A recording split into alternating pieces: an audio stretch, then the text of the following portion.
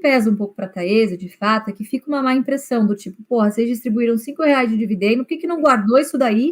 Eu sou de conselho de empresa, então eu sei como às vezes algumas coisas funcionam, obviamente não posso afirmar isso, mas isso de vez em quando serve como se vier uma oferta dessa, como saber se é para participar ou não?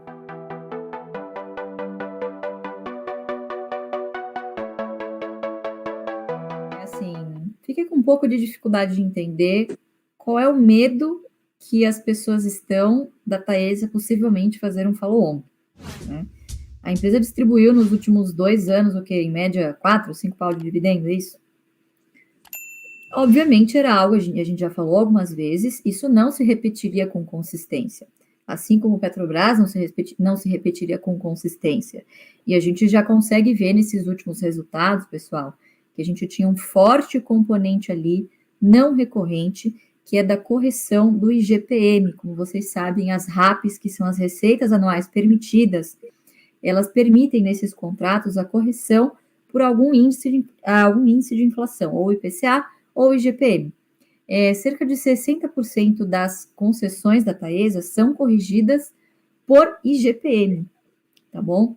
TRPL fez um movimento distinto da Taesa, né? Ela preferiu guardar um pouco mais de recursos no ano passado, por isso que meio que andou de lado, enquanto a Taesa meio que decolou, né? Obviamente que a gente sabe que muitos investidores fazem apenas o ranking, né, do maior para o menor e compram simplesmente sem saber o que estão fazendo, simplesmente porque o dividendo está alto neste ano. Mas a verdade é que a gente tem Taesa porque ela está nesse ranking consistentemente há mais de 10 anos, tá?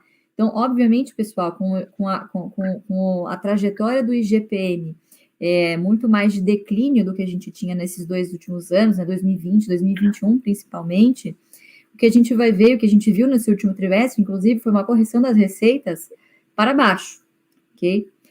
O momento que a gente está vivendo agora, ele é bem competitivo no setor de transmissão, e muito provavelmente outras pequenas empresas que poderiam participar do grande leilão que vai ter agora, não lembro se é maio ou junho, da Nel, me ajuda aí. Junho, né, Fabião? Junho. Vai ter um leilão gigantesco. Então, obviamente, as empresas terão que estar preparadas em termos de capital para abocanhar essas boas oportunidades, né? O que pesa um pouco para a Taesa, de fato, é que fica uma má impressão do tipo, porra, vocês distribuíram R$ 5 de dividendo, por que não guardou isso daí, certo? Por que não guardou e esperou, ao invés de fazer um follow-on de novo, tá? E eu respondo para vocês, tudo isso é uma orientação, obviamente, a Taesa é uma empresa com controle definido. E quem controla a Taesa é justamente a ISA, que controla a TRPL, e a CEMIG, elas são controladoras em conjunto da Taesa, certo? Então, obviamente, é sempre uma orientação de quem está sentado lá na cadeira, e a Taesa sempre foi uma empresa que prezou pela distribuição de dividendos, né? Eu não me lembro da Taesa fazer algum follow-on, Fabião, mas assim, pessoal, foi algo que aconteceu com a AES Brasil também, e eu não vi as pessoas tão assustadas assim. A AES, inclusive, tinha um payout muito mais agressivo do que a Taesa tem, um negócio que não tem margens tão altas quanto as da Taesa. A gente tem que lembrar que são margens bastante robustas, né? Então, o que permite que ela distribua entre 80% e 90% do seu resultado, sem ferir nenhum princípio ali da boa governança, tá? Mas, de novo, tudo isso que a gente está falando aqui é baseado num boato, tá? E digo mais, muitas vezes esse tipo de boato, ele é tido como um balão de ensaio, do tipo, vamos mudar, não sei se é esse o caso, pessoal, estou aqui, né, eu sou de conselho de empresa, então eu sei como às vezes algumas coisas funcionam, obviamente não posso afirmar isso, mas isso de vez em quando serve como um balão de ensaio para ver se essa oferta vai ser bem aceita ou não. Como saber, né, enfim, se vier uma oferta dessa, como saber se é para participar ou não? Preço. Se vier um absurdo aí, sei lá, quero captar a R$ 40, obviamente que ninguém vai fazer essa captação de recursos, ninguém vai aceitar, porque a ação está cotada a R$ 34 na bolsa. Então, primeiro vai depender do deságio que eles vão querer dar essa oferta, essa potencial oferta, que o mercado não gostou muito justamente por esse fluxo alto de dividendos dos últimos anos, mas se tiver que vir, vai vir, e paciência, e a depender do preço eu participaria sim, como participei da ES, é uma espécie de, vou pegar os dividendos que vocês me deram, vou aportar de volta na empresa e espero que esses novos investimentos me retornem em dividendos tão altos quanto os que me deram no passado, tá, pessoal? Mas assim, eu honestamente não entendi o porquê desse medo todo, do porquê desse frenesi em torno dessa notícia, tá? É algo que costuma acontecer com bastante frequência. A gente não pode deixar de lembrar também, de salientar, que nós tivemos uma mudança de taxa de juros extremamente brusca. Então, imagina para você que está à frente de uma empresa como essa, em que você está ali planejando, você está ali numa estratégia, a taxa de juros é X, com IGPM X, do nada, tudo isso muda em 12 meses, tudo isso muda. Né? A diretriz que você deliberou lá atrás já não é tão assertiva com a realidade que você tem hoje. Então, faz parte das empresas, é assim mesmo que acontece.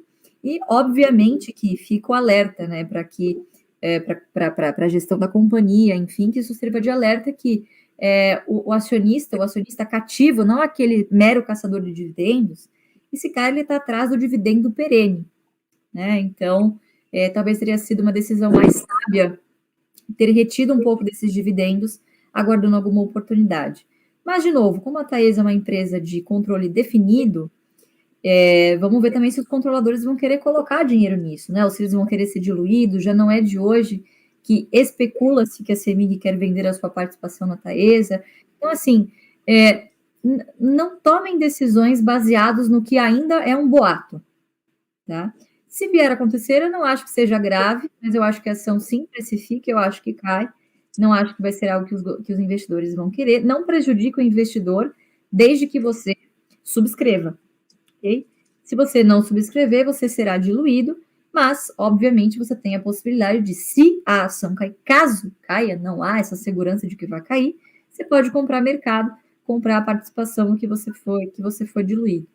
Então, eu honestamente não vejo o porquê de tanto frenesi, mas de fato eu concordo com as críticas que estão sendo tecidas, bastasse que diminuísse um pouquinho o payout, né? Mas, de novo, talvez não era o melhor interesse do controlador nesse momento, lembrando, CEMIG, ISA, CETEP, que controla a TRPL, que optou por segurar o fluxo de dividendos, né? Então, obviamente, o rio corre para o mar, tá, pessoal? Então, vai depender muito da orientação dos controladores, tá? Do controle definido. Eu, particularmente, não vejo isso como um demérito, não. Isso já aconteceu com outras empresas que a gente investe e faz parte do mercado, as condições de mercado mudam. Follow-on é um dinheiro barato sob a perspectiva de custo de capital da empresa, e a empresa distribuiu excelentes dividendos nos últimos anos, né? Quer dizer, mas obviamente que sinaliza que, não digo má gestão de capital, mas que poderiam ter distribuído menos, claro, se eles pretendiam fazer algum investimento. Mas, de novo, tudo baseado em boato, tá, pessoal? Eu não baseio nenhuma das minhas decisões de investimento enquanto não tiver um fato relevante, um anúncio que venha do RI. Porque muitas vezes esse tipo de notícia também vaza de algum, sei lá, algum externo que estava ali na reunião do conselho, sempre alguma coisa vaza, né? São muitas pessoas envolvidas numa tomada de decisão. E os administradores têm que estar permanentemente de olho em oportunidades. Se tiver uma oportunidade de captação no mercado barato, por que não fazer? Mas isso não quer dizer que vá sair com certeza, né? Então, vamos esperar, e a empresa já respondeu a notificação que a CVM me mandou, dizendo que, por enquanto, não há nenhuma perspectiva disso acontecer, mas eu, particularmente, não acho que há nenhum abalo de confiança, pessoal. As empresas fazem follow-on para investir, né? Então, de novo, isso aconteceu em AES, eu posso... Nem dá para contar nos dedos a quantidade de vezes que isso já aconteceu. Itaúsa fez isso por muitos anos. Faz uma subscrição de 10%, anuncia o dividendo e faz uma subscrição de 10%, anuncia o dividendo e faz uma subscrição de 10%. Sim, é uma prática que depende, eu acho que depende muito do preço, né? Tudo sempre depende do preço, o preço é soberano.